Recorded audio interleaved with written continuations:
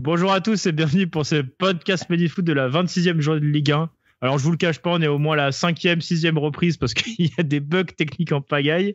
Mais en tout cas, il y en a un qui est toujours aussi heureux de faire cette présentation, c'est Maxime. Comment ça va Maxime? Je me répète encore une fois, mais ça va toujours et j'espère que toi aussi Julien. Ouais, ça va. Écoute, personnellement, moi, je vais me concentrer sur la victoire de mardi dernier. Je vis un peu dans le passé et je vais faire abstraction de ce match d'hier soir du Paris Saint-Germain. En tout cas, Monaco est en course vers le titre, Maxime. Oui, comme je vous l'avais expliqué depuis maintenant plusieurs semaines, j'espère qu'on va enfin prendre Monaco au sérieux parce que là, on n'est plus qu'à 6 points du LOSC qu'est leader, donc ça devient bon, ça sent bon.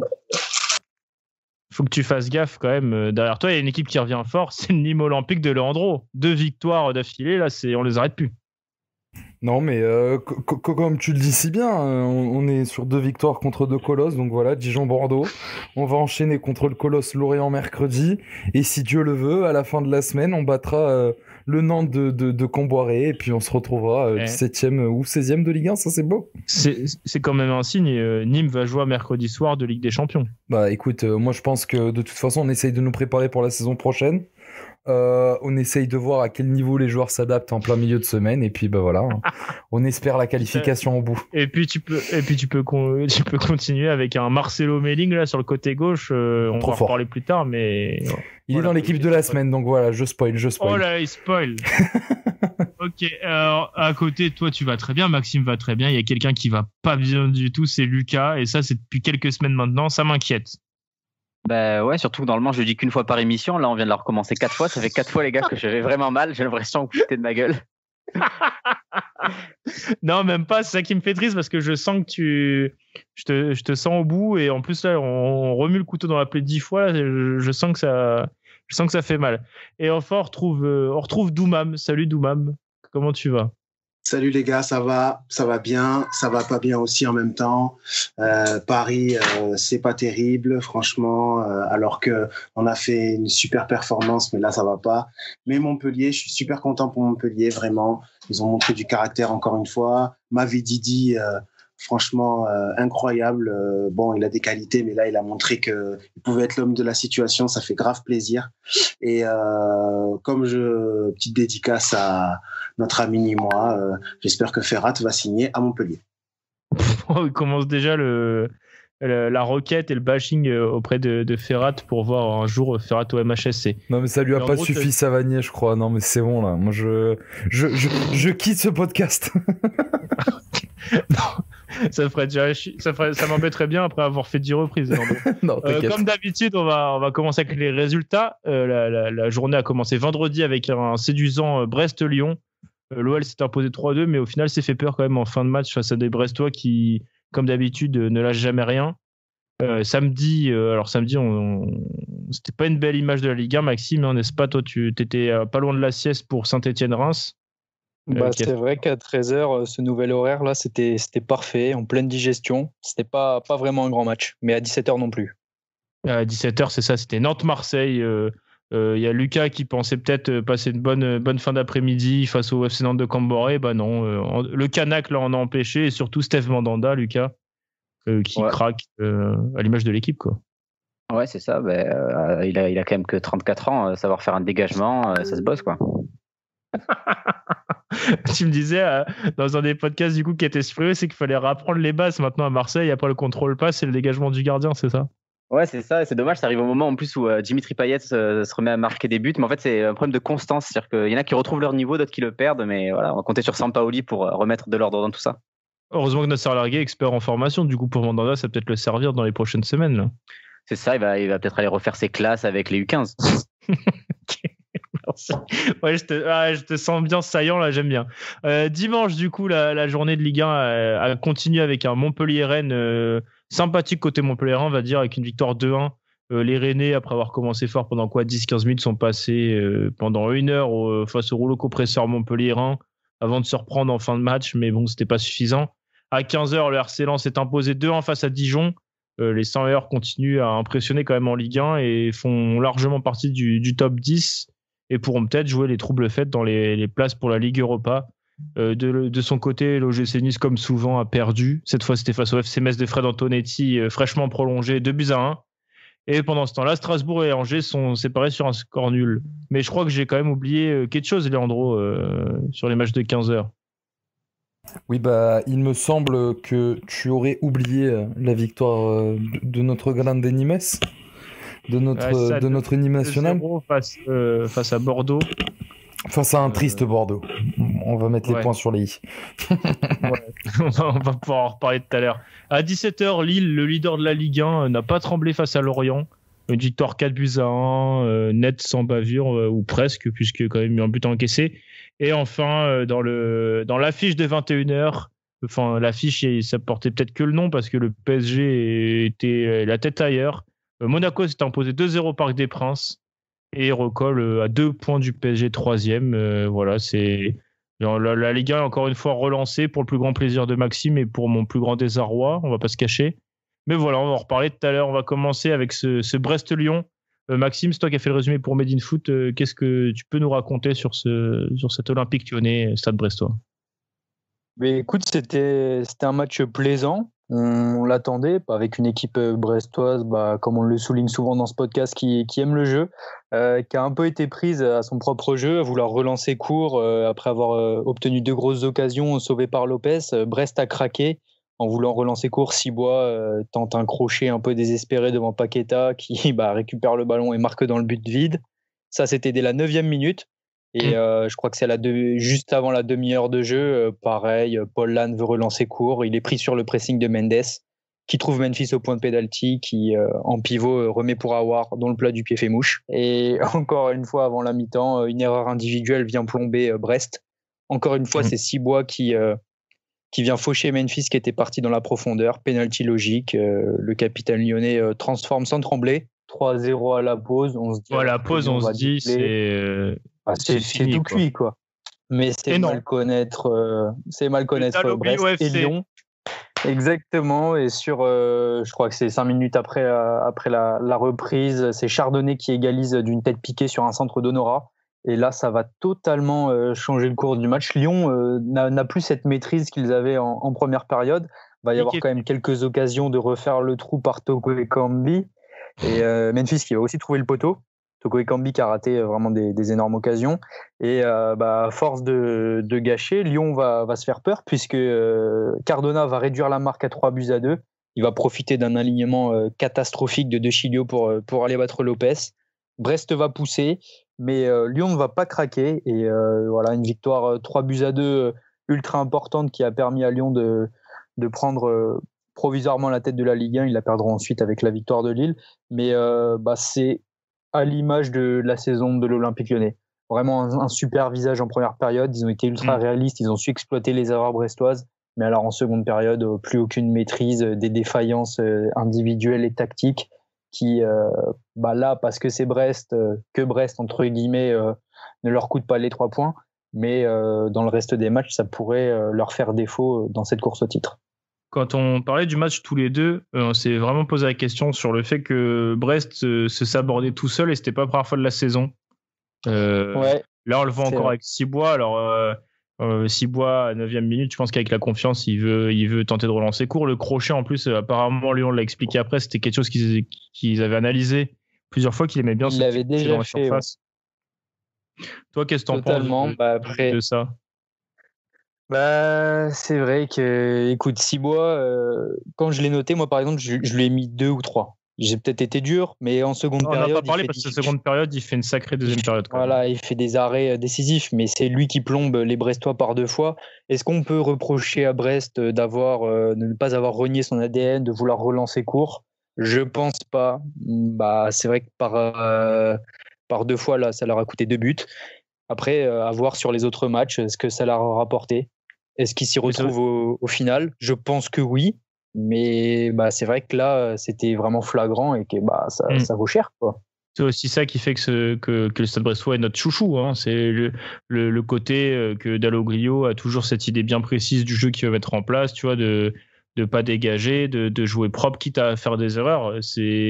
Après, il a les limites de son effectif. De temps en temps, j'allais dire Cibois ou l'Arseneur, parce que c'est pareil, il y a ce débat aussi sur l'Arsenal qui est en manque de confiance et du coup il titularise Cibois, tu vois, mais au final c'est ce qu'on aime chez Brest aussi, c'est ce côté que ce soit contre le PSG, ça leur avait coûté aussi cher, mais d'une manière générale, c'est de pas renier ses identités de jeu, de jouer court, de miser sur des latéraux offensifs.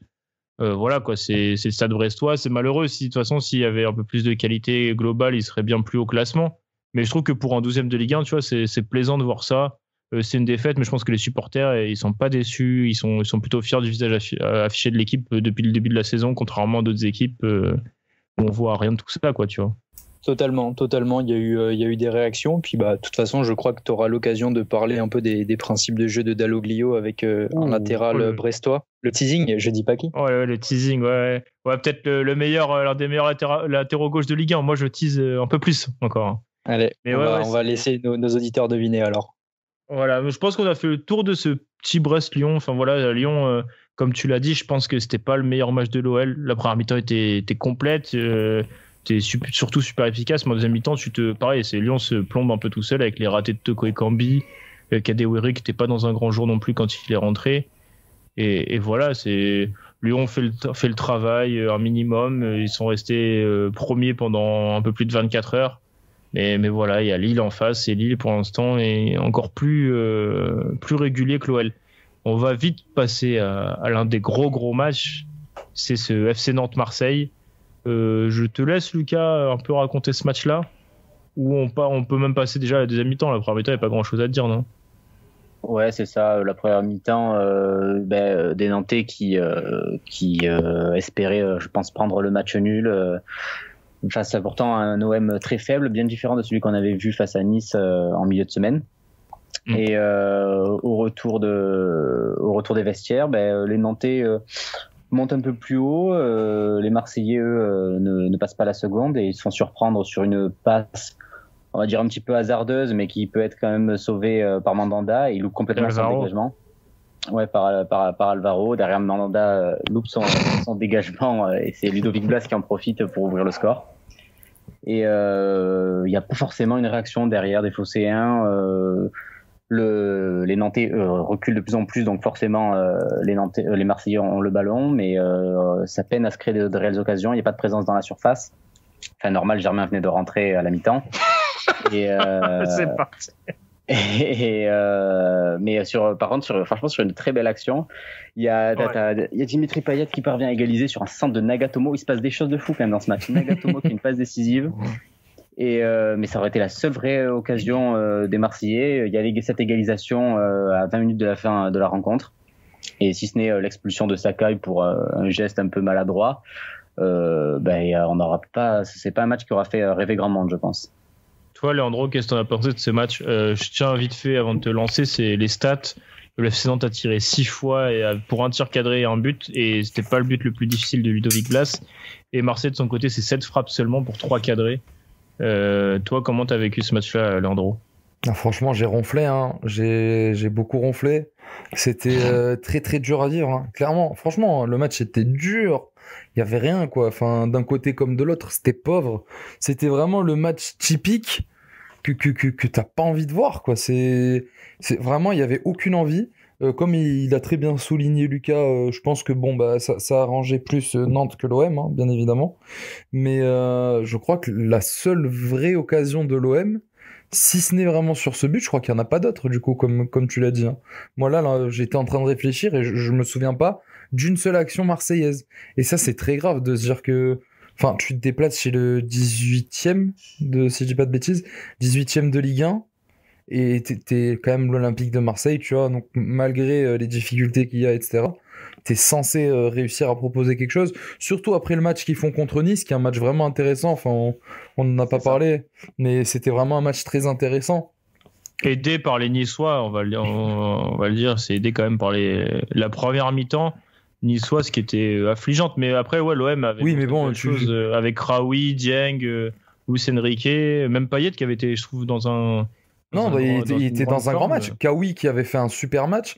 Enfin, après moi là du coup dans le match contre Nantes, je l'ai pas forcément trouvé étincelant.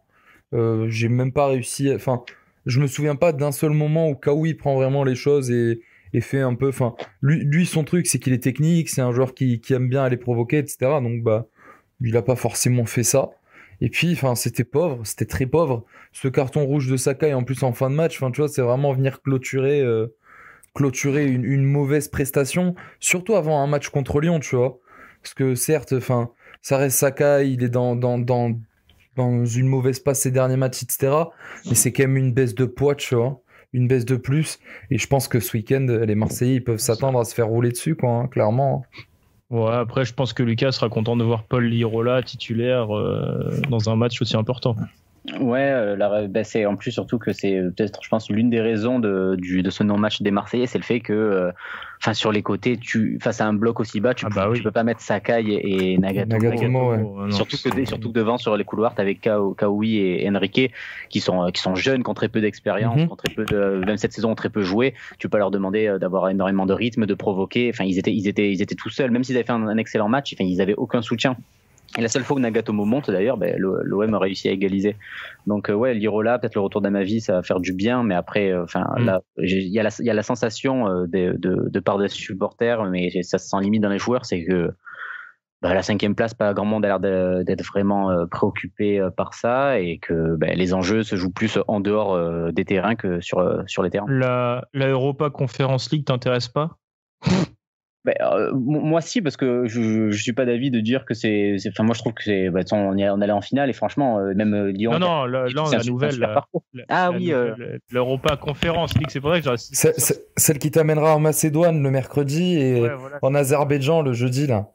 Je sais pas, franchement je sais pas, je me dis que franchement Raoui, qu'est-ce qu'il pourrait nous faire face à des équipes chypriotes, peut-être que c'est le moment pour certains d'exploser. Pour Raoui, tu vois, c'était aussi sûr, même s'il a pris confiance face à Nice, c'est difficile pour lui qui jouait pas ou peu d'enchaîner 2 matchs d'affilée de titularisation. Même Luis Enrique, Dieng, tout ça, c'est des jeunes joueurs encore, c'est difficile le rythme de 2 matchs en 3 jours. Bien sûr, surtout, c'est le niveau Ligue 1. Il y a Dieng, ça vient de la CFA. Raoui, à part quelques prêts en Ligue 2 ou alors à 3, mais donc c'est des équipes qui luttent pour la Ligue 1, pour se maintenir en Ligue 1, pardon. Et Enrique qui vient de traverser le monde pour arriver. C'est des mecs, ils étaient pas prêts pour ça, et c'était pas à eux de se mettre au niveau. C'était à des garçons comme Payet, comme Camara de faire en sorte que eux l'élèvent à leur place afin de les mettre dans les meilleures dispositions. Mais il y a vraiment, j'ai l'impression de voir vraiment une équipe qui est pas trop concernée, et qui a compris que de toute façon que en plus ils sont l'avantage d'avoir Hérault comme président, c'est que ça les protège un peu. C'est-à-dire que là aujourd'hui, je pense qu'il pourrait y avoir 6 expulsés, le match perdu sur tapis vert. Oui, tu tapes. Les gens tapent toujours sur le même, donc ils sont tous un peu protégés, et vu qu'il y a des jeunes aussi, on n'est pas quand même pas stupide, on va pas taper sur des gamins. Donc là c'est le déplacement à Lyon va être compliqué. Et toi, Doumam, je crois que tu as vu le match aussi. Qu'est-ce que tu en as pensé, toi, de l'OM, de Nantes j'allais dire plus de la prestation de l'OM, quoi, qu'on va s'attarder dessus.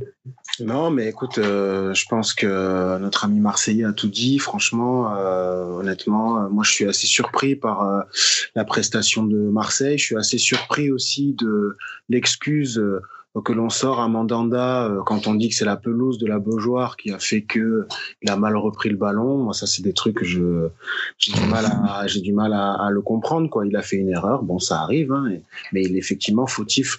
Il prend pas l'information juste avant, c'est tout. Et ça arrive, et lui aussi, il peut faire des erreurs. Donc oui, ça leur coûte le match. Après, Nantes, quand même, on va pas parler d'un effet Camboiré, mais je sens quand même une équipe plus concernée que comment elle était avec Domenech. Donc, on va voir. Eux aussi, ils sont mal classés, mais tu as quand même une petite lueur d'espoir, je pense, du côté de Camboiré avec son travail. Et le fait qu'il a une grosse mentalité, donc il est en train je pense, d'inculquer quelque chose chez les joueurs. Donc forcément, je pense que là, on est dans quelque chose d'intéressant du côté de Nantes. On va voir, j'attends de voir, mais Camboiré, il a l'habitude de faire ça. Après, Marseille, je suis quand même content pour les jeunes. Je suis content de voir des jeunes. Je suis content de voir Dieng jouer. Effectivement, c'est difficile de jouer à haut niveau et d'enchaîner les matchs. Je suis quand même content de voir les jeunes jouer. Je suis content de voir Enrique jouer, partir, prendre un peu la profondeur, montrer un peu ce qu'il sait faire, quoi. Donc, c'est bien que les jeunes jouent. Après, Rongier qui rentre, ça apporte pas ce que ça devrait. C'est vrai que Marseille, c'est c'est problématique. Après, on a toujours cette espèce de spectre de la vente. On ne sait pas si ça va vendre ou pas. Donc, franchement, on verra ce que ça va donner, quoi. Mais inquiet parce que j'ai vu Lyon aussi. Et Lyon, quand même, c'est costaud, quoi. Lyon, ça joue, ça percute. Paqueta, c'est vraiment très, très fort. Donc voilà. Voilà mon analyse. Non, juste pour terminer sur ce que disait Doumam, moi je trouve ça très bien, tu vois, puisque en plus on peut taper sur le coach intérimaire là de l'OM, etc. Bon, certes, enfin d'ailleurs l'image que lui donne la télé de même pas l'appeler coach et à chaque fois de dire monsieur, moi ça me sort par les trous de nez, sincèrement. À un moment donné, il est quand même coach à l'OM, donc traitez-le comme tel. Et du coup, après, je te trouve un peu dur. Je trouve qu'il y a quand même pas mal de bienveillance autour de lui. Enfin, je vois pas trop de critiques. Ouais, bon, je suis pas pas d'accord avec moi. Non, pas forcément. Mais tu vois, genre ce que je trouve bien dans son intérim pour l'instant, c'est que du coup, bah plutôt que de faire jouer des mecs comme Thauvin qui en ont plus rien à faire et qui veulent seulement se barrer à la fin de la saison, tu vois. Il sort des mecs, bon, certes, Kawi, je crois que c'est fin de contrat bientôt, tu vois. Ouais, mais voilà, mais il fait jouer les jeunes, il fait jouer les mecs qui ont pas forcément eu leur place sous AVB. Et puis, ben voilà, ça permet aussi à des joueurs qui étaient mis sur le côté de se montrer un peu. Donc, au final, je pense que cet intérim, même limite, si elle aurait duré jusqu'à la fin de l'année, ça aurait pas été trop mal pour l'OM. Ça aurait même été mieux que prendre quelqu'un qui va forcément avoir des mauvais résultats, qui va donc du coup se mettre forcément dans une mauvaise dynamique. C'est un choix assez bizarre de prendre Sampaoli, ouais. Je suis totalement d'accord avec toi, ouais. Parce que surtout qu'il arrive là, s'il arrive vendredi selon les dernières rumeurs, c'est-à-dire qu'il est sur le banc dimanche à Lyon. Faut s'accrocher comme premier match, hein, c'est ça. Non, mais le truc c'est qu'en plus t'as que des coups à prendre et tu peux, et si limite il y avait un côté je sais pas, on était dans une saison un peu de transition et on avait déjà le groupe de prêt pour la saison prochaine, il pourra commencer à bosser, mais en plus il va venir et entre la 38e journée et la première journée de la saison prochaine, il va y avoir au moins 11 joueurs différents dans tout le groupe. Donc, enfin, je comprends pas pourquoi il vient. Bon, lui, il va augmenter son salaire, donc ok, mais il y a un risque énorme. Et sachant que t'avais Nasser largué, je pense que même lui est capable, enfin, si réellement ils veulent la 5e place, je pense qu'il peut amener l'OM aussi haut parce que Rennes, ça fait pas mal d'erreurs. Donc ouais, c'est un choix. Franchement, c'est un choix. Oui, t'as même le groupe qui sont quand même l'adorer, c'est peut-être trop, c'est peut-être de la com aussi, mais j'ai l'impression qu'il y a quand même une petite osmose autour de lui, où on le soutient, où on se doute que c'est sa première expérience, tu vois, et qu'il peut faire des erreurs, ou enfin voilà, pour le coup, quand tu vois être d'extérieur, il a l'air plutôt sympa, il est plutôt respectueux en conf, etc. Tu vois, tout le monde, tu sens qu'il kiffe un peu son moment, et ouais, il aurait peut-être mérité d'aller jusqu'au bout, hein. Pour l'instant, il montre un peu plus de jeu que ce qu'on voyait sur AVB, notamment la dernière semaine, il lance des jeunes, donc on va voir si Sampaoli arrive vite ou pas. Non, mais c'est comme vient de dire Lucas, hein. Moi, je pense que là, la Sampaoli, enfin, franchement, arrêtez-moi si je dis des bêtises, hein, mais je pense pas qu'il a vu beaucoup de matchs de l'OM de cette saison. Je pense pas que du fin fond du Brésil, il s'amuse à venir regarder les matchs de l'Olympique de Marseille. Surtout vu ce que vu ce que ça proposait cette saison. De plus, le mec, il débarque dans un effectif où en plus, tu peux même pas te dire, ouais, il vient, il s'acclimate avec les joueurs et tout. Frère, la moitié d'entre eux, ils vont se barrer. Donc, il peut même pas s'acclimater. Enfin, tu vois, je trouve ça très, très, très précipité. Et puis, une mauvaise décision de plus de la part de la direction. Mais bon, ça va dans la continuité des actes, on va dire. Et puis le profil du mec, c'est quelqu'un qui demande énormément à ses joueurs et avec ses qualités et ses défauts, parce que bon, comme d'habitude, quand un entraîneur arrive à l'OM, il est soit c'est le meilleur du monde, soit c'est le pire. Je lis un petit peu tout, mais ce qui est sûr, c'est qu'avec toutes les bonnes choses qu'il a pu faire, c'est quand même quelqu'un avec qui à chaque fois il se passe des drames avec ses dirigeants et qui part tout le temps. D'ailleurs, même là, comment il part de l'Atlético Mineiro, il est déjà en négociation, il continue d'entraîner. Enfin, alors que tout le Brésil et tous les médias, ils parlent que de son départ. Enfin, il y a un côté assez irrespectueux. Il se fait expulser hier au dernier match. Et en plus, l'expulsion, elle est cherchée, hein. Franchement, on vient de pas me raconter de conneries. Hein. C'est que c'est quelqu'un qui sait qu'il fait son dernier match. Il sait qu'il va pas être suspendu. De toute façon, au Brésil, ils s'en foutent. Mais ça montre beaucoup du personnage. Ça montre beaucoup du personnage. Vivement les rencontres avec Sampaoli et Clément Turpin ou Rudy Buquet. Moi, c'est tout ce que je demande d'avoir maintenant. Hein. Mais tu sais que ça montre énormément du personnage. Et on peut refaire un pari. On refait un pari comme pour Domenech ou pas, les mecs? Oh là, c'est... Allez, on refait un pari comme pour Domenech. Si Sampaoli signe et qui dirige l'OM là, soit avant le match contre Lyon ou un truc comme ça, là s'il arrive là en cours de saison, je pense qu'il est pas là à la fin de saison prochaine. Pour le début de saison prochaine, je pense qu'il sera pas là.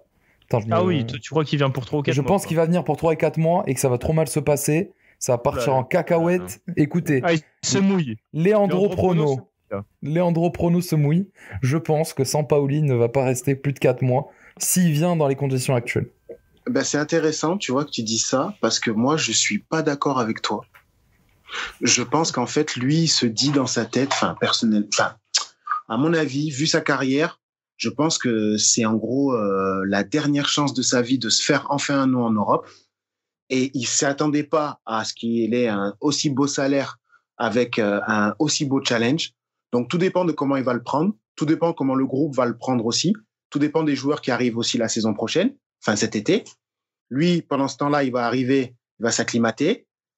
Bon, c'est vrai qu'effectivement, il demande énormément, mais voilà, ce côté passionnel que peut avoir Marseille, ça peut jouer en sa faveur aussi. Donc, c'est vraiment, c'est mitigé, quoi. Moi, je suis pas si sûr que ça. Mais je pense que c'est vraiment le dernier challenge, son dernier gros challenge. Il était au Brésil là-bas. On sait pas pourquoi on l'appelle. Là, d'un coup, il a ça. Il se dit, si vraiment je veux réussir, c'est ma dernière chance. Sinon, il sera à la cave parce qu'avec Séville, ça s'est pas bien passé. Et donc, ça peut jouer en sa faveur aussi. Mais justement, moi, je pense que c'est vraiment un double tranchant. Hein.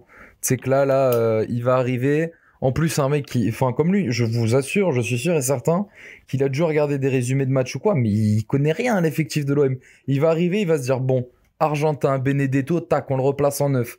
Hop, qui est le mec le plus cher de l'effectif? Thauvin. Allez hop, Thauvin qui joue. Mais je vous jure qu'il va revenir au même compo qu'AVB, ça va être une catastrophe, ça va plus desservir l'OM qu'autre chose. On en reparlera. En tout cas, j'espère que les supporters marseillais t'écoutent parce qu'ils vont être très heureux d'entendre ton avis tranché sur la question. Écoutez, comme d'habitude, Leandro Prono, ça manque pas. Ouais, mais là, tu leur donnes pas trop d'espoir. Voilà, je pense qu'on a fait le tour. Alors, on verra si la semaine prochaine, on analysera le premier match de Sampaoli ou pas. On va passer à dimanche. Comme j'ai dit en introduction, Montpellier s'est imposé face à Rennes 2-1. Les Payadins ont eu 10-15 minutes difficiles, Doumam, c'est ça, tu me dis si je me trompe, mais c'est 10-15 grosses minutes de trous où Montpellier n'arrivait pas du tout à cadrer les Rennais. Il y a plusieurs actions chaudes dans la surface, il y a 2 petites poussettes aussi, qui n'ont pas amené de pénalty, mais voilà, il y a eu quelques actions. Il y a Omlin qui fait des bons arrêts aussi. Et ensuite, Montpellier change un peu sa tactique. Mollet nous disait en conférence de presse hier que justement, il a laissé Ferry et Savani un peu plus haut sur le terrain pour qu'ils aillent embêter Steven Nzonzi dans la première relance. Et au final, Montpellier s'est transformé. Et Montpellier a créé du jeu. Stéphie Mavididi est sorti de son sommeil, on va dire. Déjà contre Lyon, il avait été plutôt intéressant. Et là, il plante un premier but sur un coup franc de Savanier, puis un deuxième sur une interception d'une passe de Jonas Martin, je crois. Mollet qui décale Wai, qui frappe et le ballon revient sur Mavididi. Un petit piqué pour éliminer 2 défenseurs et puis après il laisse aucune chance à Gomis. Comment toi t'as vu cette première mi-temps ou même justement, est-ce que t'as un peu la même impression que moi? Je les ai trouvés très efficaces, étonnamment. Parce qu'en fait, si on regarde bien, c'est vraiment leur première grosse occasion qu'ils arrivent à mettre au fond directement. Réussite aussi, on va voir si c'est vraiment de la réussite. Savanier tire super bien ce coup franc. Voilà, Savanier, c'est un des plus beaux pieds de Ligue 1, hein, donc sur coup de pied arrêté. Quatrième passe décisive, c'est le 3e sur coup de pied arrêté, avec un pied droit magnifique. Mavididi qui joue bien le coup, on croyait qu'il était hors jeu, il l'est pas. Donc c'est ça qui est trop bien, c'est qu'il joue vachement bien le coup. Les 2 autres sont hors jeu, lui il y est pas, il surgit, donc il sent bien le coup, vraiment le vrai buteur, quoi. Et ce deuxième but, franchement, cette feinte de frappe piquée, hop, ça passe au-dessus, ça met Da Silva et l'autre défenseur dans le vent. Et vraiment les deux, quoi, ça c'est magnifique. Et la finition pied gauche après derrière. Donc c'est quand même c'est un but de très haut niveau quand même. Donc ça fait plaisir de voir Mavididi. Et ensuite il y a ce penalty. Comment pas parler de ce penalty qui pourrait nous mettre 3-0. Et là je pense que c'est plus le même match. Je pense que tu mets Rennes au fond du trou. et Savanier qui d'habitude justement je l'encense là juste avant sur son coup franc qui est super bien tiré. Là je sais pas, je comprends pas. Alors sache qu'il était un peu blessé en première mi-temps. Moi j'étais au stade hier et donc du coup à la mi-temps déjà t'avais Chotard et Le Talley qui s'est chauffé, donc je pense que Savanier revenait sur le terrain, tu vois, pour 5-10 minutes histoire de se tester, tu vois, il était touché au genou et malheureusement il y avait un penalty à tirer, c'est lui qui les tire. Je pense qu'il était peut-être pas apte à prendre cette tentative, tu vois. Après, est-ce qu'il aurait pas dû la laisser à quelqu'un d'autre plus tôt? Peut-être. Après, un penalty, il a dû se dire aussi, c'est pas grand-chose, je peux y arriver. Au final, tu vois, il envoie une grosse mine dans les tribunes de la Mosson. Alors, est-ce que c'est cette gêne au genou qui l'a empêché de bien tirer, ou il a voulu trop mettre plus de puissance exprès pour pallier à cette blessure, tu vois. Mais je pense que c'est un problème physique qui peut expliquer ce tir complètement raté. Ok, c'est bien d'avoir la news. Effectivement, je m'en souviens qu'il a un bandage quand il sort. Il sort, quand même, on sent qu'il est quand même bien dégoûté, quoi, parce que il sait très bien que là, pas besoin de mettre de puissance à ce moment-là. Si tu sais que t'es pas bien, je pense que c'est techniquement, hein, il force sa frappe en fait. Et ouais, mais voilà, un problème au genou, peut-être qu'il a voulu, tu vois, j'allais dire compenser un possible manque de précision par de la force. Au final, c'est raté, quoi. Ouais, c'est dommage parce que voilà. Ça relance le match. Et ouais, ça relance le match, exactement. C'est ça, c'est qu'après les Rennais commencent à y croire. Kamavinga qui rentre après, Sacrée rentrée. Pardon ? Sacrée rentrée de Kamavinga. Ah, Kamavinga, oui, il a été piqué dans son orgueil, je pense. Hein. Je sais pas pourquoi il n'était pas titulaire. Moi, ça m'a arrangé de pas le voir titulaire. J'étais content. Là, dès qu'il rentre, le match est plus le même. Hein. Il fait la différence. On le sait. Après, c'est vrai qu'il était un peu moins bon ces derniers temps. Peut-être que Stéphane l'a mis sur le banc parce qu'il attendait plus de lui. Ça fait partie de son apprentissage aussi.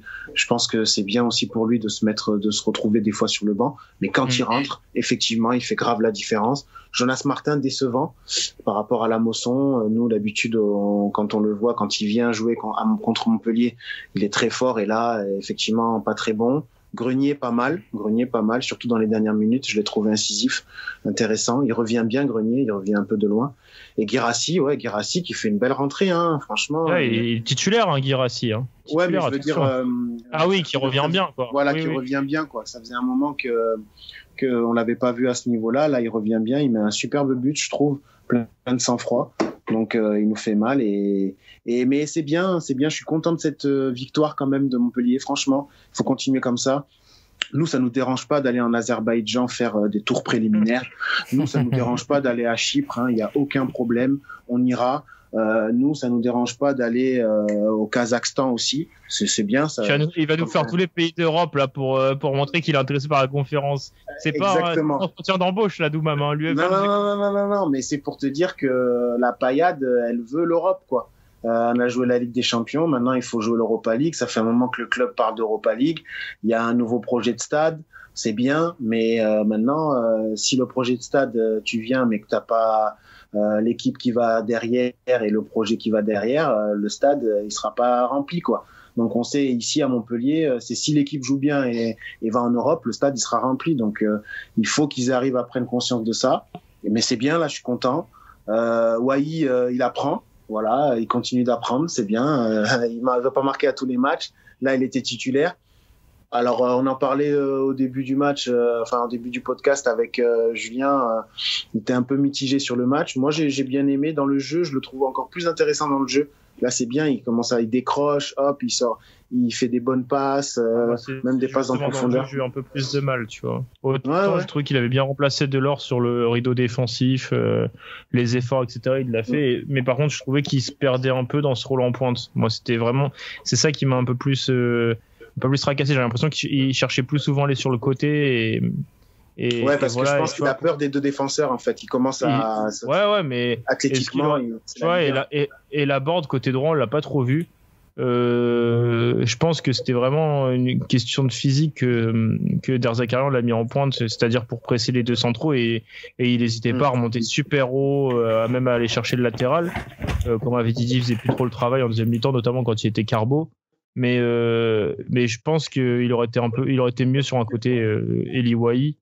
à chaque prise de balle, il s'exportait un peu plus sur un côté, etc. Donc je pense qu'il aurait été un peu mieux. Voilà, c'est tout. Après, voilà, il a 17-18 ans, faut attendre, il faut être patient avec lui. C'est ça. Mais je trouvais que dans l'utilisation du ballon, il était un peu plus en délicatesse. Il va progresser, c'est sûr. Hein. Il a une énorme marge de progression. Là, pour l'instant, il a beaucoup de réussite. Là, c'est vrai que c'était pas son meilleur match. Je pense qu'il est aussi sorti un peu frustré, mais c'est comme ça qu'on apprend. Hein, le football de haut niveau, c'est ça. Donc, mais moi, je suis content de la victoire surtout. Content de Mollet, c'est bien, c'est plutôt constant, ça va. Donc il est sur courant alternatif un peu, il peut être des fois Paul Scholes et des fois il peut être pas bon du tout. Donc il faut Florent Balmont, grave. Et Florent Balmont de 34 ans, parce qu'attention, Florent Balmont était un grand milieu de terrain. Hein, ah oui, non. Et Florent Balmont de Dijon là, de 35-36 ans quoi. Oui, voilà, c'est ça. Mais ouais, voilà, mais il peut être encore meilleur, je pense. Ah, et bon, après Andy il manque devant, hein, c'est pas grave parce que Leandro va faire en sorte que Ferrat signe à Montpellier. Et tu sais que le mercato est fini là, hein, pour avoir Ferrat, ce sera peut-être que l'été prochain. Pour l'instant, tu vas devoir faire avec déjà la propagande. Ouais, je vois ça, mais là tu me fais pareil, tu me fais une parfaite transition pour évoquer le Nîmes Olympique avec Leandro et Lucas qui a vu le match aussi. Alors on va laisser Lucas, si tu le veux bien, on va laisser Leandro raconter cette belle victoire et puis tu reviendras, tu m'apporteras ton œil un peu plus objectif après. Non mais pour faire assez rapidement, je pense que Nîmes Olympique fait un beau match hier face à une équipe quasi inexistante de Bordeaux. Qui a très peu d'actions, l'une des seules actions où vraiment ils sont assez dangereux, René du coup fait le taf, mais une équipe avec un Ben Arfa qui avait pas forcément l'impression de jouer, j'avais l'impression, il jouait pas du tout comme lors du dernier match, peut-être que les mots d'Adli ont fait mouche aussi chez Athème, donc non c'était une belle rencontre. Le Nîmes Olympique débute par un but à la 14e si je dis pas de bêtises, donc assez rapidement dans le match, le Prince Birger-Meling qui vient concrétiser une action que lui-même débute dans notre moitié de terrain. But assez facile. Je pense que la défense bordelaise est très laxiste, notamment comment il s'appelle, Kouateng là, qui colle pas du tout assez comme il faudrait sur son côté. Donc on marque 1-0. Après le match est un peu disputé dans le milieu de terrain, même si on note déjà en première période une large domination sur la possession de la part de Bordeaux, sauf que celle-ci elle se transforme pas du tout en action de but ni même en but tout court. Enfin il y a rien du tout, ils ont la possession certes mais ils savent pas quoi en faire. Donc voilà, fin de première période sur un 1-0, retour du coup des vestiaires et puis Nîmes décide de faire rentrer un joueur pour jouer à 10, donc on fait rentrer Karim Haribi. Dieu merci, en face il jouait à 10 aussi vu qu'il y avait Loris Benito et qui décide sur une contre-attaque nîmoise, il décide de découper Haribi qui je suis sûr et certain n'aurait pas réussi à mettre ce ballon au fond des filets vraiment, et au final il finit par plomber les rêves de revenir de Bordeaux. Je crois qu'à ce carton rouge, Bordeaux perd totalement l'envie de revenir dans le match. Les joueurs sont totalement dégoûtés, je pense. Et puis même derrière, Nîmes finit par marquer 2 minutes après sur un coup franc magnifique du Prince Eliasson qui va dans la tête. Il y a beaucoup de princes, Leandro. Il y a beaucoup de princes et ça va dans la tête du roi Renaud Ripart, tu vois. Enfin, il y a la nuance entre prince et roi, tu vois. Et Renaud Ripart qui met le 2-0 sur vraiment une tête magnifique. Et puis non, je pense qu'on arrive à bien maîtriser et j'ai limite l'impression que Bordeaux arrive à mieux jouer à 10 qu'à 11. En sachant qu'ils sortent quand même Adli et Athème Ben Arfa, et au moment où ils les sortent pour faire rentrer Poundje et Zerkan, je me dis bon, je crois que Gasset là, il a décidé de rentrer à Bordeaux là, et non, et puis au final, tu vois, il y a vraiment pas eu match, je pense que c'est triste à dire parce que nous Nîmes on n'a pas proposé grand chose, même si pour moi il y a une nette amélioration entre ce qu'on propose avec Planck et ce qu'on proposait avec Arpinon, mais derrière, Bordeaux ils ont vraiment rien proposé. Et je crois que c'est vraiment le fin mot du match, c'est que il y a eu une équipe qui a joué et puis voilà, et qui a réussi à gagner le match. Voilà. Je pense que c'est un peu globalement ce que j'ai pensé de la rencontre. Bah ouais, c'est ça. Et en plus, tu fais bien de parler de Pascal Blanc parce qu'il y a un fait de match qui était franchement assez intéressant à relever, surtout pour une équipe qui joue le maintien et qui compte chaque point. C'est que à la 36e, quand Briançon, je sais pas exactement ce qui s'est fait, mais lorsqu'il s'écroule et qu'il se tient les adducteurs, il se fait remplacer. Et c'est Niklas Eliasson qui le remplace. Exactement. On aurait pu imaginer qu'ils se disent bon les gars, il y a un 0, on va être réduit à 10. On perd un défenseur central, on va bétonner, on fait du poste pour poste, on va sortir. Et finalement, il chamboule un peu son schéma de jeu, mais il permet à son équipe d'avoir de la profondeur. Et c'est justement sur une contre-attaque que Benito se fait surprendre et se fait expulser. Et c'était un choix audacieux. Et en fait, ça résume assez bien le match de Nîmes, c'est-à-dire que sur chaque temps fort, sur chaque moment clé, ils ont su prendre la bonne décision, ils ont su être décisifs, comme l'ouverture du score, la contre-attaque, elle est parfaitement bien. Ah ouais, elle est parfaite, ouais. Franchement. La connexion entre Ferrat et Menig, elle est magnifique, hein. T'as l'impression que les mecs, ils ont pas besoin de se parler pour se trouver, quoi. Ouais, et après t'as Pascal Blanc qui prend la bonne décision et qui, je pense au vestiaire donne exactement les bonnes consignes parce qu'on voyait les Bordelais, comme tu as dit, avoir une domination, mais elle était complètement stérile. Il y a eu, à part une grosse action où René fait une super double parade. Franchement, non, Nîmes. Non, il y a plus rien. Hein. Nîmes a maîtrisé son sujet. Et ensuite, il provoque, parce que l'expulsion, c'est pas une erreur, elle est provoquée parce que Haribi, il fonce au but, donc super prestation. Ça vient un peu boucler ce qu'on voit depuis le départ de Gérard Martinon, même contre Monaco, enfin même au-delà, peu importe les scores, même si bon là il y a 2 victoires d'affilée, mais même sur certaines défaites, on a vu des trucs intéressants et ça laisse présager des choses sympathiques peut-être pour les dernières journées. Non mais tu vois, et t'as fait remarquer un point que j'avais totalement oublié, puisque du coup ça il faut bien le noter, c'est que le Nîmes Olympique, entre l'entraînement du début de match et le début de la rencontre, il y a eu 2 blessures. Donc ça déjà c'est un fait, je sais pas jusqu'à quand ça remonte que 2 joueurs se fassent changer comme ça dans le 11 de départ, mais du coup on perd et Lucado et Koubas. Donc la seule solution de repli c'est de mettre Kylian Guessoum qui est pas un défenseur extraordinaire, pur produit du centre de formation, mais qui du coup joue un rôle de 6 ce match-là. Qui a fait le taf. Ouais, et qui au final a fait le taf, tu vois. Et puis bon, au milieu de terrain on se retrouve avec Lamine Fomba, mais je parlerai pas. Et du coup tu vois genre... comme tu as dit, au moment où Briançon sort, le fait de repasser Guessoum derrière et de totalement changer la tactique au milieu de terrain et sur le devant, au final, ça finit par payer, tu vois, puisqu'on a quand même réussi à être présent. Et comme tu as dit, malgré certains résultats qui ont pu être négatifs, on pense notamment à Monaco, moi je trouve que Nîmes arrive à bien gérer ses matchs et on a l'impression que quand ils ont envie, tu vois, on arrive à produire. Et il y a des moments où, par exemple hier, on gagnait 2-0. Et je peux comprendre que Plan qui veuille à tout prix garder les 3 points, tu vois, quitte à ce qu'on s'en prenne un, mais si on arrive à garder les 3 points à la fin du match, tant mieux. Mais tu vois, je comprends cet effet de bétonner et d'un peu endormir le jeu. Et puis dès que Nîmes a envie de repartir de l'avant, tac, ça part sur les ailes, ça part rapide, c'est de la technique, tu vois. Donc bon, je suis content, franchement, je suis content. Et puis je vous l'avais dit il y a 2 semaines. Et il nous restait le match contre Dijon. Le match contre Bordeaux, je vous avais dit, si on prend 1 point ou 3, c'est merveilleux. Et là, on va prendre les 3 points contre Lorient. Et ce week-end, on va rafaler le FC Nantes de Comboiré. Et on sortira de la zone de relégation.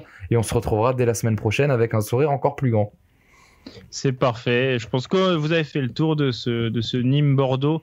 On va passer au match de 17h. Maxime, je crois que toi, tu as un peu regardé ce Lorient de Lille d'un coin de l'œil, on va dire. Qu'est-ce que tu en as pensé de cette victoire maîtrisée, quand même, on peut dire, des Lillois qui n'ont pas vraiment été inquiétés par les Merlus? Totalement. En fait, ils ont répondu présent. On pouvait un peu se poser des questions après leur match nul le week-end dernier face au Stade Brestois, 0-0, et cette défaite de buts à 1 en fin de match contre l'Ajax jeudi. Et là, ils nous ont fait une réponse et ils ont prouvé que non, c'était juste peut-être un coup de mou et qu'il fallait compter sur eux.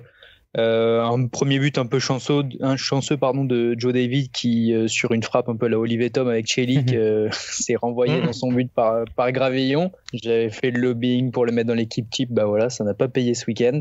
Mais son erreur a été réparée par Ergo qui a égalisé vraiment 3-4 minutes plus tard, ce qui a passablement agacé Galtier.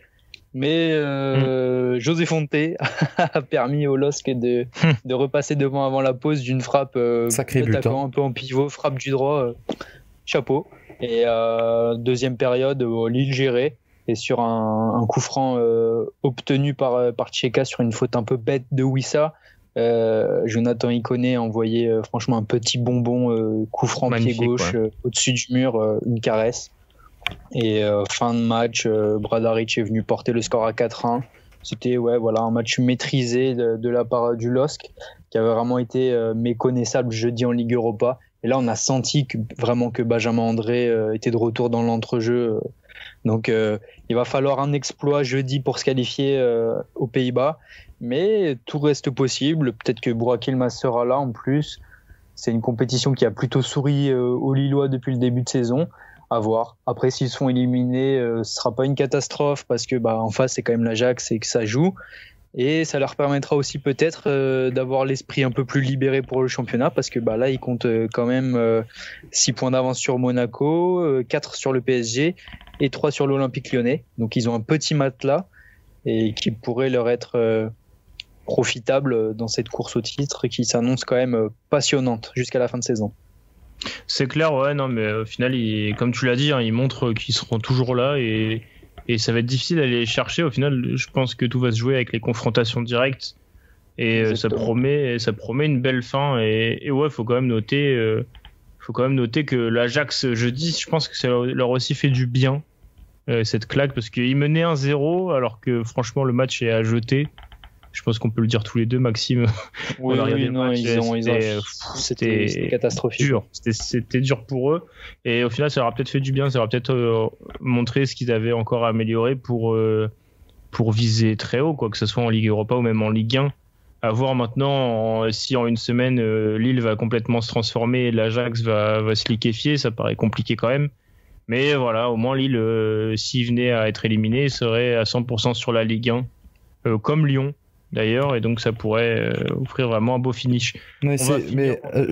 Juste sur ce qu'il disait Max, on se rappelle quand même que cette saison, Lille en confrontation à l'extérieur, c'est une victoire à l'AC Milan, c'est une victoire à Prague. Donc moi je pense que franchement c'est faisable d'aller à Amsterdam et de... Opta-Leandro. Ouais, Opta-Leandro, ouais. Non mais je pense que franchement c'est faisable. Et puis en plus connaissant Galtier, le seul truc que je me demande c'est est-ce que justement tu vois, avec en plus... ces 4 points de Paris et les 6 points de Monaco et la lutte acharnée avec Lyon, est-ce qu'ils délaisseraient pas la Ligue Europa qui, franchement, aller la chercher jusqu'au bout, ça peut être très compliqué pour se concentrer sur la Ligue 1, je sais pas, à voir. Écoute, ayant vu le match jeudi, je pense que je vous trouve très optimiste. Je pense que l'Ajax, c'est vraiment en fait au-dessus, quoi. Enfin, honnêtement, en termes de jeu, le match là, c'était... à un moment donné, il y avait des 70 possessions de balles pour l'Ajax à Lille, chez eux. Ouais, mais après Lille, ils sont eux, ils sont meilleurs, j'ai envie de dire, quand ils jouent en contre. Sauf que le problème jeudi, d'occasion, quoi. Ils ont pris. Ouais, mais le problème que jeudi, c'est que Lille a joué à l'envers, quoi. C'est que ils ont pas été dangereux sur les contres. Ils n'arrivaient même pas à initier le moindre contre. Alors l'Ajax forcément ils sont en train déjà de tenir un peu, c'est plus difficile. Moi je trouve que le jeu de Lille c'est plus le jeu qu'il était avant. Donc faudra faire attention mais moi je pense pas, je pense qu'en fait l'Ajax c'est un ton au-dessus, ça change de système en cours de match, utilisation du ballon, c'est trop intelligent, les courses, les passes, Brombé il rentre, c'est un taureau bref. Je sais pas, moi. Je suis pas optimiste pour Lille. Je pense que, bientôt, il y aura que Paris et voilà, quoi. Après, il faudra qu'on repense au football français, etc. Mais quand on voit l'Ajax, je pense que c'était vraiment au-dessus. En termes de jeu, gagner 2-1, ils ont marqué un but vraiment contre le cours du jeu. C'était incroyable, quoi. Donc, je sais pas. Je pense pas. Donc après, forcément, ça, par contre, ça va être trop intéressant pour la Ligue 1, parce que la Ligue 1, cette année, elle est passionnante, quoi. Donc, effectivement, les 4 de devant, ça va être, jusqu'au bout, ça va être magnifique. On va finir par, merci Doumam, on va finir par ce choc de la 26e journée. C'était Paris qui recevait l'AS Monaco. À l'aller, Monaco avait complètement renversé les Parisiens en s'imposant 3-2. Les Parisiens étaient attendus au tournoi encore plus après leur victoire 4-1 au Barça. Dont on avait fait le débrief quand même dans un podcast avec Leandro et Doumam qu'on avait publié mercredi. Mais au final, rien de tout ça, Maxime. Paris a même peu le temps de poser son jeu. On va pouvoir en reparler un peu plus tard on va parler plus tard des choix de Pochettino. Mais vas-y, je te sens très chaud là pour raconter le scénario. Vas-y. Lancé dès la 6e minute, Monaco, un centre de la gauche de Volande pour Aguilar au second poteau, qui remise de la tête pour Sofiane Diop, qui est aussi maître, termine de la tête, 6e but de la saison. Et donc Monaco est devant, le plan parfait. Monaco s'était présenté avec une ligne de 5 en phase défensive qui se transformait quand même en ligne de 3 parce que Aguilar et Caio Henrique participaient à toutes les offensives monégasques. Monaco a laissé le ballon à Paris, mais alors un pressing tout terrain, mais une masterclass tactique de Niko Kovac. Il n'y avait aucun espace entre les lignes monégasques. Paris a totalement déjoué. Ils n'ont jamais su trouver la solution. On sait qu'une des forces de Paris, on l'a vu face au Barça, c'est de trouver la profondeur avec Mbappé. Là, tout simplement, il n'y en avait pas. Mbappé qui a été totalement muselé par Dissassi. Monaco a défendu en avançant. C'était tactiquement, franchement, c'était un régal à voir parce que tout était parfait pour Monaco. Les lignes de passe étaient coupées. C'était vraiment incroyable à voir. Et même en phase offensive, parce qu'il y a eu quand même des moments où Monaco a tenu le ballon, où ils sont un peu donné de l'air. Même là, les choix étaient toujours judicieux. Ça n'a pas balancé n'importe où. Il y a des joueurs qui sont capables de tenir le ballon. On l'a vu, on le connaît, Sofiane Diop. Des mecs comme Ben Yedder qui a eu un rôle ingrat hier, mais qui a su tenir le ballon pour faire remonter le bloc. Et puis donc en deuxième période, ça a payé. Encore une fois, là, Monaco profite d'une erreur. C'est un centre-tir un peu de Fofana qui est mal repoussé par Kimpembe. Ça revient dans les pieds d'Herrera qui veut relancer. C'est coupé par Maripane qui, à l'entrée de la surface, place un plat du pied droit plein de sang-froid dans le petit filet. Monaco fait le break. Il y a même une occasion de 3-0. Si on se rappelle bien, Tchouaméni qui renverse le jeu sur Caio Henrique qui centre en première intention. Volande décroise trop sa tête. Pas de 3-0, 2-0. Monaco recule encore. Mais Paris vraiment est inoffensif, ne se crée pas d'occasion. Et on n'a jamais vraiment senti Monaco être inquiété par les attaquants parisiens. Et je vous l'avais dit la semaine dernière, peut-être en rigolant, c'est vrai, mais clean sheet de l'AS Monaco. C'est incroyable de dire ça face à Paris, qui est l'une des meilleures attaques, qui est la meilleure attaque du championnat. Mais Monaco n'a pas pris de but et a totalement relancé la course au titre parce que même Monaco n'est plus qu'à 2 points du PSG. Et ça vient ponctuer un match qui est vraiment était parfait, le meilleur match que Monaco a fait. Certes, c'était défensif, mais c'était pas un bus comme on a pu voir avec les autres équipes qui se présentaient au Parc des Princes. Là, c'était réfléchi, c'était discipliné. Donc franchement, un grand bravo à Niko Kovac et à ses hommes. On va en parler quand même. Il y a les choix de Mauricio Pochettino qui peuvent être remis en cause. C'est en dehors de Neymar, qui est le créateur de ton équipe, le second créateur et non des moindres, c'est Marco Verratti. Et hier, le PSG en a aucun. Quand tu vois la compo de départ de Monaco avec ces 3 défenseurs ou ces 5 défenseurs selon comment tu lis la compo, mais enfin voilà, au final, moi personnellement, quand je vois la compo, je m'attendais à un match très très compliqué pour Paris. Dans le sens où avec un milieu de terrain composé de Paredes qui est le seul un peu joueur de ballon et à côté de lui Gay et Herrera, t'allais pas créer grand chose en attaque. Et c'est pas Mbappé a beaucoup de qualité, mais c'est peut-être pas ça qui sait mieux le faire, voire pas du tout. Mauro Icardi est plutôt un finisseur qu'un créateur d'occasion, enfin encore plus quand le match est un peu verrouillé et que tu fais face à un bloc solide. Et Moïse Kean, le pauvre qui s'est démené, franchement, c'est peut-être le meilleur attaquant parisien hier. C'est sûrement le meilleur attaquant parisien hier, mais au final, il était trop seul. Enfin, tu vois, quand t'as ni Verratti ni Neymar, au final, tu t'attends à avoir une prestation insipide du PSG comme ça. Enfin, personnellement, moi, je m'y attendais. C'est vrai que quand on a vu que Marco Verratti n'était pas titulaire parce qu'il avait une petite gêne, je ne me rappelle plus où exactement. Mais c'est vrai que quand tu vois, oui, comme tu l'as dit, le milieu de terrain par Paredes qui peut créer des différences par la passe comme il l'a fait au Camp Nou, tu savais que ça allait être compliqué parce que Herrera et Gay, quand ils sont sous mais pression, le mélange, ça va bien. Un seul joueur pour les deux, ça serait même pas assez pour créer du jeu, quoi. Non, mais tu vois que quand ces mecs sont sous pression, techniquement, ils n'ont pas la qualité nécessaire pour se sortir de ce pressing et créer des différences, tout simplement trouver des solutions. Et après, à souligner vraiment le travail, parce que ce match, Monaco l'a gagné aussi au milieu de terrain, parce que la bataille qu'a livré Tchouaméni et Fofana, bien aidé par le décrochage de Voland et de Diop, c'était vraiment grandiose. Ils ont vraiment réalisé. Il y avait un abattage au milieu de terrain, je sais pas combien de kilomètres ils ont parcouru, les Monégasques, mais c'est pareil. Aguilar, sur le côté droit, il a la santé. Hein. Oh là là, il a avalé des kilomètres. Il a toujours été là pour aider Dissassi à cadrer Mbappé. Mbappé qui a tout simplement jamais pu se retourner, en fait. Tu disais qu'il n'a pas pu trouver de solution. Mais c'est vrai qu'il était marqué de près par Dissassi, qui a fait son retour dans le 11 monégasque et qui a franchement été monstrueux, exemplaire. C'était une pieuvre. Rien de passé, tout simplement. Donc, moi, plus que de souligner la défaite du PSG, quand j'en parle, j'insiste vraiment sur la performance des Monégasques parce qu'ils ont su cibler les faiblesses parisiennes et appuyer là-dessus pour renverser la situation en leur faveur.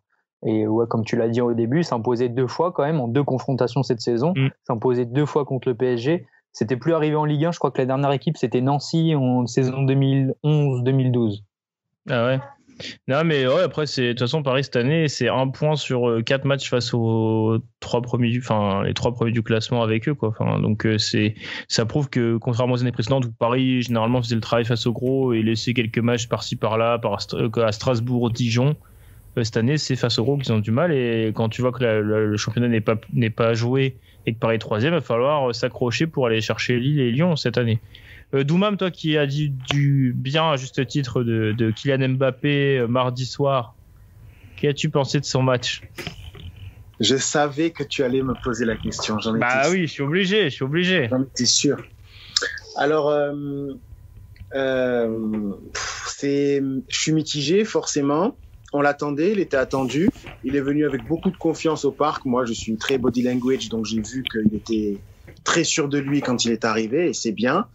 Après, je pense que, franchement, Monaco a eu une organisation tactique, techniquement aussi, était tout simplement supérieure à Paris dans ce match. Et pas qu'Mbappé, je pense que on a moins vu Paredes aussi au début du match. Normalement, il met un super ballon là sur Icardi. Je me suis dit ça y est, c'est reparti. Mais au final, non. On a eu plus de mal à le trouver. Monaco, effectivement, Sofiane Diop qui est en train de passer un cap, quoi. Je pense que Kovac, après la dernière fois contre le Barça, Pochettino a été excellent contre Paris, avec Paris, contre le Barça. Et il a battu Koeman, je pense, dans la bataille tactique. Sauf que là, Kovac a battu Pochettino dans la bataille tactique. Et techniquement aussi, je le répète, ils ont vraiment été très bons dans l'utilisation du ballon, les Monégasques. Et à chaque fois, ils ont essayé de faire mal à Paris. Et ils ont quand même réussi, je trouve, par certaines phases, à garder le ballon. Je me souviens d'un moment d'un décrochage de Ben Yedder, des choses que je voyais pas trop faire. Il décroche, cale, le défenseur vient sur lui, cale le ballon, tac, et revient jouer derrière. Voilà, il est en train de montrer aussi cette palette qui peut faire, quoi. C'est des choses qu'il peut faire aussi avec le ballon. Donc vraiment, alors, pour en revenir à Kylian, il a une marge de progression. Cette marge de progression, c'est celle-là. Quand ton équipe, elle est en difficulté, qu'est-ce que tu fais pour l'aider? C'est ça. Il est encore jeune. Ça, c'est un peu compliqué encore pour lui. Donc, il va y arriver. Moi, je pense qu'il va y arriver. Parce que là, en ce moment, je vois beaucoup de comparaisons. Mbappé-Haaland. Vous savez que j'aime beaucoup Haaland aussi. Mais Haaland, il a encore fait un gros match là contre Schalke. Et le mec, il est tout le temps à fond, tout le temps avec cette énergie, cette envie, cette volonté de vouloir gagner, de vouloir s'imposer avec cette espèce de rage qu'il peut avoir. Donc, il faut faire attention. Non, mais... attention, c'est pas pardon Leandro, mais c'est pas du tout les mêmes défenses aussi. En Allemagne, on sait que c'est beaucoup plus ouvert le jeu. Voilà, c'est Mbappé, il est confronté à d'autres problèmes que Erling Haaland peut avoir en Bundesliga, par exemple. Toi, Leandro, vas-y, qu'est-ce que tu voulais? Je suis d'accord. Ouais, je suis d'accord. Mais tu vois, genre cette énergie qu'il a, cette envie, tu vois, de toujours vouloir faire mal à l'adversaire, tu vois. Et Mbappé l'a pas trop. C'est ça aussi. Parce que peut-être que c'est 2 personnalités qui sont vraiment différentes. On les compare en ce moment. C'était juste pour faire le petit parallèle. Mais c'est ce qui manque en fait à Mbappé. C'est mon équipe, elle est en galère. qu'est-ce que je dois faire? Neymar, là, par exemple, combien de fois il a sorti de Paris de situations très compliquées? Et moi, j'aimerais aussi savoir qu'est-ce que vont dire les gens maintenant quand j'entends dire Paris a gagné sans Neymar contre le Barça. Donc là, hier, s'il y avait Neymar, je pense que ça aurait pas été le même match aussi. Donc, vous voyez, c'est pour ça que le foot, les analyses, il faut faire attention, quoi, parce que faut vraiment. Monaco a fait un super match, un top match. Monaco, c'était en mode Ligue des Champions. Et c'est ça, en fait, qui a fait la différence. Paris n'était pas en mode Ligue des Champions et ils l'ont payé cash, tout simplement. Je voulais rebondir juste ce que tu disais. Enfin, tu vois, certes, c'est une contre-perfo de Mbappé, etc. Mais purée, il faut en parler de cette masterclass de la défense de l'ASM. Je pense que Max sera d'accord. Même Badiachi, il a sorti un bon match. Et on s'est retrouvé vraiment avec un Maripane qui était somptueux, un Disasi qui ratait pas un ballon. Enfin, vraiment, je pense qu'ils sont arrivés avec toute la leçon en tête, tu vois. Et ils ont réussi à déjouer Paris sur tous les plans, enfin, sur toutes les offensives de Paris. Ils ont réussi à être déjoués, tu vois. Et vraiment, il faut souligner le trio défensif de l'AS Monaco hier. Je me demande vraiment s'ils ont pas pris de la plus-value sur le marché des transferts, tu vois, parce que vraiment ils ont sorti une giga masterclass, les trois. Et puis Maripane encore buteur, c'est le 5e de la saison. Sacré but en plus, incroyable. Franchement, pour un défenseur central de réussir, non, enfin, je parle sacré but. Ouais, non, mais tu vois, genre, il aurait pu tirer en force ou faire n'importe quoi, et là, il arrive à bien la caler, tu vois, du bout du pied côté droit, là, elle est magnifique, hein. Franchement, elle est magnifique. Il y a plein de mecs, il y a plein de buteurs qui l'auraient raté, celle-là, tu vois. Ah oui. Donc, non, moi, je pense que c'était pas mal, hein. Et puis, attends, je parle des trois défenseurs, mais sans parler de Caio Henrique, mais quel joueur. Enfin, mais vraiment incroyable. Chouameni en milieu. Enfin, franchement, hier, je crois qu'il y a pas. J'ai pas en tête un seul joueur de Monaco qui était en dessous, tu vois. Hier, Leandro, je voyais le match de Chouameni et je pensais aux Girondins de Bordeaux qui ont eu dans leur rang Chouameni, Jules Koundé et Seydou Youssouf. Je te jure. et aucun joueur n'est resté. Et quand je vois Bordeaux maintenant, aujourd'hui, j'ai une pensée pour tous les supporters bordelais qui doivent regarder ça avec la larme à l'œil et le poing serré. Tu vois, de voir l'éclosion des trois, même si Seydou Youssouf c'est un peu plus retardé en ce moment à Saint-Etienne, mais enfin, voilà, c'est 3 joueurs de talent, et quand tu te dis qu'ils ne sont pas restés assez longtemps à Bordeaux et que c'est pas forcément leur c'est un gros manque chez eux actuellement, tu vois. Et le pire du pire, c'est que moi je pense que si Coman, enfin je suis sûr qu'il a regardé le match, tu vois, mais ce que Monaco a réussi à révéler côté parisien, c'est que ces centres deuxième poteau en force qui vont totalement passer au-dessus de la cage et qui vont vraiment arriver de l'autre côté du terrain, tu vois. C'est ce qu'il faut pour arriver à broyer la défense de Paris. Parce que je suis pas sûr que s'il y a pas un seul centre, tu sais, les fameuses transversales qu'ils faisaient, là, Chouameni d'un côté, Caio de l'autre, c'était vraiment des transversales qui marchaient 100%. Il n'y a pas eu une seule fois où Paris s'est pas retrouvé en difficulté, puisque du coup en faisant la transversale, il se retrouve avec tous les défenseurs de Paris en plein milieu en plein milieu du attendez, il manque mes mots les mecs. Il se retrouve avec la défense de Paris compactée, tu vois, devant les cages, et du coup l'autre il est tout seul sur son côté pour faire son centre tranquille, et avec la qualité de passe qu'a Caio Henrique et qu'a un mec comme Chouameni, c'était fabuleux. Et franchement moi je me suis régalé, hein. Hier Monaco il m'a fait bander. Non, voilà, je pense qu'on a fait le tour de ce Monaco. Ça va faire plaisir à Maxime, toutes ces paroles positives pour l'ASM, parce qu'on parle beaucoup du PSG, mais il faut quand même mettre en lumière la prestation et le coaching de Niko Kovac qui a complètement gagné son pari face à Pochettino qui n'a même pas su réagir. C'était un petit tacle gratuit. Mais voilà, on va passer à l'équipe type. Alors d'habitude je vanne souvent Leandro, cette fois je peux pas, il y a Denis moi dans l'équipe, par contre maintenant je peux un peu vanner Lucas. Désolé Lucas, ça fait bien longtemps qu'il n'y a plus de Marseillais dans l'équipe type. Je voulais juste te dire un truc, puisque du coup toi t'as mis Denis moi dans l'équipe type, et je tenais juste à dire que le compte Ligue 1 en anglais sur Twitter en a mis 4. Donc malgré tout le boycott continue, il y a même Lamine Fomba dans le 11 de la journée. Mais bref, vas-y, je t'en prie. Toi t'en aurais mis 4 toi aussi? Ah moi j'en aurais mis 11 hein, franchement. Je rigole. Non, mais tu vois, en plus t'as coupé Lucas qui allait parler pour. Ah merde, vas-y Lucas, sors-nous ton désarroi s'il te plaît. Franchement, on allait juste m'entendre râler encore une fois, donc laissons place à la joie de Leandro. Franchement, il mérite. Ça sera ton tour bientôt. Comme dirait Ribéry, la roue tourne va tourner. Et bien sûr, la roue tourne, va faire que tourner. Là. Ça y est, les gars. Alors, on commence cette équipe avec Baptiste René dans les cages. Voilà, d'ailleurs, c'est Lucas qui a mis cette note. Hein, donc, c'est grâce à lui aussi qu'il y a autant de mi-mois. À droite, Jonathan Clauss qui distribue une passe décisive dans la victoire de Lens à Dijon. En défense centrale, personnellement, j'aimerais pas me retrouver face à eux. C'est José Fonte et Maripane. Je pense qu'il n'y a pas beaucoup de défenseurs de Ligue 1 qui arrivera à passer entre les deux ou bien un duel de la tête. De colosse. C'est pas toi, Leandro, mais...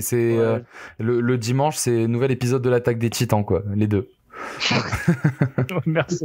Et enfin, Radonjic, tu as réussi à les faire galérer, Radonjic. Ouais, mais le problème de Radonjic, c'est qu'il est trop fourbe. Et même lui, il sait pas ce qu'il fait. Du coup, c'est pas prévisible, tu vois.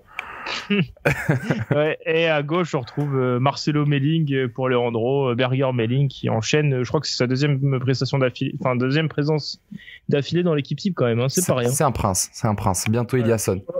Alors au milieu de terrain, on retrouve Ruben Aguilar. Du coup, il était dans un rôle de piston. On l'a mis au milieu de terrain. On a un peu triché. À côté de lui, Aurélien Tchouaméni qui est donc le troisième monégasque de cette équipe type. Ça fait mieux que Nîmes quand même, Leandro. Mm-hmm. Et à côté, on retrouve aussi Benjamin André. On l'a dit tout à l'heure, son retour a fait énormément de bien à Lille. Et donc, du coup, voilà, au milieu de terrain, une activité monstrueuse. Il y a eu beaucoup de débats dans cette équipe type avec Maxime. On l'a fait tout à l'heure. On a mis du temps à trancher, mais au final, Benjamin André avait une place toute gardée dans cette équipe. Il a devancé Seko Fofana, le Lensois, qui a inscrit un super but, mais voilà, il fallait faire des choix. Tu voulais pas le mettre, faut le dire, tu voulais pas. Non, pas du tout. Non, mais parce que la semaine dernière, il m'a tapé dessus quand Gravillon et Aberge n'étaient pas là. Je me permets de te renvoyer la pièce en te disant que tu voulais pas mettre Seko Fofana aujourd'hui. J'espère que les Lensois ne nous en voudront pas trop, parce qu'il y a quand même Jonathan Clauss. Si vous voulez son adresse, n'hésitez pas à DM Medine. Vas-y. et un ailier gauche, Stéphie Mavididi, Doumam, logique. Ouais, doublé. Hein. Merci, j'attendais. Depuis tout à l'heure, j'allais péter les plombs. Je me suis dit, ils l'ont mis quand même. J'ai dit, sache que j'ai hésité aussi. Et Junior Sambia, j'ai particulièrement apprécié son match. Ah ouais, gros match. 100e match en plus en Ligue 1. 100e match. Mais Jonathan Clauss méritait un peu plus. Mais ouais, Mavididi, deux buts, il retrouve la confiance. Il provoque le penalty aussi. Il provoque le penalty que Savanier ne met pas malheureusement, mais c'est lui qui provoque le penalty quand même. Donc franchement, gros match. J'espère qu'il va nous faire des matchs comme ça tous les week-ends. C'est clair, de toute façon, c'est ce que t'attends un peu d'un mec que t'as recruté 10 millions d'euros hein, quand même. Hein. C'est ce que t'attends de lui. Pour l'instant, il a une acclimatation difficile. Voilà, peut-être que c'est le déclic qui va lui permettre de enfin lancer sa saison. Et j'ai l'impression que c'est comme un symbole, c'est quand Eli Wahi commence avec l'or qui se réveille. Quoi. C'est la concurrence. C'est ça, hein, le foot. Hein, va falloir qu'il réponde présent aussi. Après, moi, perso, Wahi, il est encore loin de Mavididi. Hein. Là, on a vu quand même la palette de ce que pouvait proposer, même le penalty, comment il provoque le penalty. Marie Traoré avec un calvaire face à lui. Et pourtant, voilà. Marie Traoré, c'est un des meilleurs latéraux de Ligue 1, des meilleurs latéraux droits de Ligue 1. Et là, il a des jambes, ça fait plaisir. Il veut aller en Europa League, c'est bien. Ou en Conference League. Et enfin, en attaque, on retrouve Farid Boulaya, qui était le joueur du mois de l'UNFP, qui est encore la pièce maîtresse du FC Metz, 6e de Ligue 1 quand même. Et à côté de lui, Jonathan Iconé, qui était parmi les deux devant du LOSC, voilà, en coup franc, on l'a dit tout à l'heure. Et une victoire maîtrisée de Lille, qui a aussi 3 représentants dans cette équipe type. Voilà, merci à vous 4 de m'avoir accompagné. Merci à toi, Leandro, mais en ce moment, c'est plutôt un plaisir de venir sur le podcast. Ouais, ça me régale, hein, ça me régale. Et puis, toujours un plaisir avec vous, les mecs. Hein. C'est gentil. Maxime, j'hésitais à t'inviter aujourd'hui. Non, je rigole, mais... C'est vrai ? Ah, dommage. Non. Non, mais voilà, l'AS Monaco, fallait bien qu'il soit représenté, hein, 4e de Ligue 1, mais surtout meilleure équipe de Ligue 1 2021. J'imagine l'AS Monaco et le Clermont Foot, n'oublie pas. Clermont qui, après sa victoire, et oui, il faut le souligner quand même, est à la 2e place de Ligue 2 parce que Toulouse s'est pris les pieds dans le tapis à Rodez. Encore Rodez, encore. Rodez qui vous a fait aussi embêté. Exactement, mais il y a un vent de fou au stade Paul Lignon, il y avait des rafales à plus de 100 km/h et Toulouse, comme Clermont, était totalement embêté. Mais c'est un truc de ouf dans ce stade, ça fait 2 semaines que... C'est les excuses de Rudy Garcia vendredi soir pour justifier les difficultés lyonnaises face au kick and rush brestois, faut pas rire. Pas d'excuses, il y avait aussi un peu de vent à Ajaccio, mais Clermont a su l'emporter grâce à des buts d'Alevina et Bayo, donc on espère que ça va continuer comme ça et dès samedi face à Valenciennes. Voilà, le rendez-vous est pris. Merci à toi, Lucas. En ce moment, c'est difficile de t'avoir, enfin de pouvoir te parler de foot à Marseille. J'espère pour toi que tu arriveras heureux lundi, même si ça arrivait, j'allais dire, le bonheur ne sera que de courte durée, puisque toi, t'es plutôt en mission pour faire quitter la direction, quoi. C'est tout ça, ce qui t'intéresse. Là-dedans, il y a plus qu'un seul objectif, il est loin d'être sur les terrains. C'est la direction, les gars. Vous savez ce que c'est, certains sont passés par là, il faut se débarrasser des mauvaises personnes. Et enfin, merci à toi, Doumam. Voilà, lui, Doumam, vu qu'il a 2 clubs, il est partagé à chaque fois, ou souvent en tout cas. Là, voilà, Montpellier a fait une belle victoire, il est content. Paris perd, il est moins content. Mais voilà, du coup, il est mitigé, mais il est heureux d'être là. Ah oui, moi, toujours heureux d'être là, toujours heureux d'être en podcast avec vous, les frérots, ça fait plaisir. Et écoute, on va voir ce que ça va donner la suite. On veut l'Europa League et la Champions League. Ah oui. Ah ouais, pas gourmand le mec, hein. Ah ouais, voilà, c'est ça. Bon, merde. L'Europa League pour Montpellier, la Champions League pour Paris. Oui, heureusement que c'est pas l'inverse, là, tu m'inquiètes très fortement. Mais sachant qu'en plus, pour les 2 équipes, c'est pas gagné, hein. C'est pas gagné, ouais, bien évidemment. Non, mais j'espère qu'on verra des belles rencontres en Macédoine pour l'une des 2 équipes. Je ne dirai pas qui. Bref. C'est gentil. Allez, rien que pour ça, je dirais qu'il y a une équipe qui est à côté de Montpellier que j'aimerais pas qu'elle descende en Ligue 1. L'amour. Mais je dirais pas le nom. Ah oui, comme quoi tout se passe dans ce podcast. Hein, ça y est les gars, ça y est, c'est bon. C'est fini la rivalité, on s'aime maintenant. Je vois ça. Allez, merci à tous de nous avoir suivis. On se quitte sur ces belles paroles quand même. On n'oublie pas que c'est que du foot. Et voilà, allez, à la semaine prochaine pour un nouveau podcast Made in Foot. Merci à tous. Ciao tout le monde. Ciao les gars, et répétition. Ciao.